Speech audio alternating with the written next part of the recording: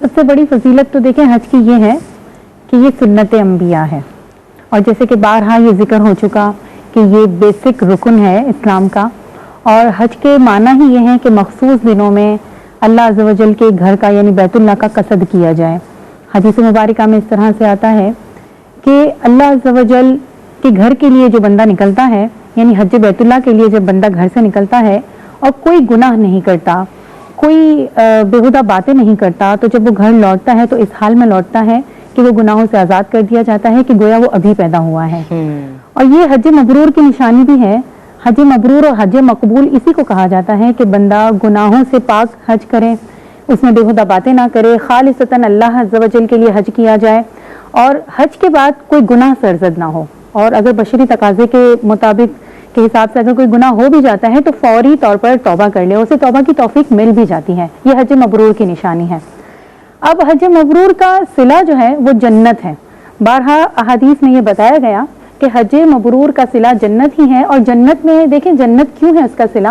کہ جب بندہ حج مبرور کی سعادت حاصل کر لیتا ہے تو وہ گناہوں سے پاک ہو جاتا ہے، صغائر و کبائر دونوں گناہ معاف کر دیے جاتے ہیں۔ اس کی تائید کے لیے مسلم شریف کی یہ حدیث ہے کہ اللہ عز و جل یوم عرفہ کے دن بندوں کو اس قدر آزاد کرتا ہے کہ اس سے زیادہ کسی اور دن بندوں کو دوزخ سے آزاد نہیں فرماتا۔ اللہ عز و جل اس دن بندوں کی اللہ کی رحمت بندوں کے قریب ہوتی ہے، اور اللہ عز و جل اس دن خاص طور پر یوم عرفہ والے دن اپنے بندوں پر فخر فرماتا ہے ملائکہ کے سامنے۔ اب دیکھیں ملائکہ گناہوں سے پاک ہوتے ہیں، اب جب ملائکہ کے سامنے فخر اللہ عز و جل فرما رہا ہے تو بندے بھی تو گناہوں سے پاک ہوں،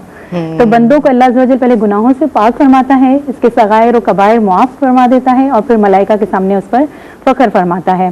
اچھا، اب جو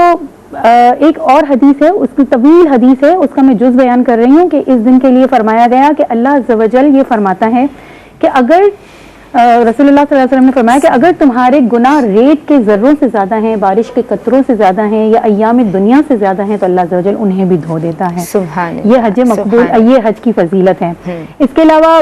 ہم عورتوں کے لیے بھی خوشخبری ہے کہ ام المؤمنین حضرت سیدنا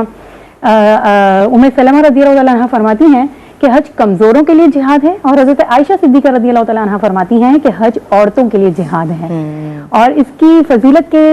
حوالے سے میں آپ کو یہ بھی بتاؤں کہ بلکہ اس کی برکتیں میں آپ کو بتاؤں کہ حاجی خود تو گناہوں سے نکل جاتا ہے، یہ اپنے ساتھ ساتھ اپنے گھر والوں کی شفاعت کا بھی ذریعہ بن جاتا ہے، اور احادیث مبارکہ میں آتا ہے کہ کئی سو افراد کی شفاعت کا ذریعہ بن جاتا ہے۔ اور حاجی جب گھر لوٹتا ہے اس سے پہلے جس کے لیے مغفرت کی دعا طلب کرتا ہے تو اس کی بھی مغفرت کر دی جاتی ہے، لہٰذا ہمیں چاہیے کہ ہم حاجیوں سے اپنے ایمان کی حفاظت کی دعا کروائیں۔ سبحان اللہ، سبحان اللہ، ماشاء اللہ۔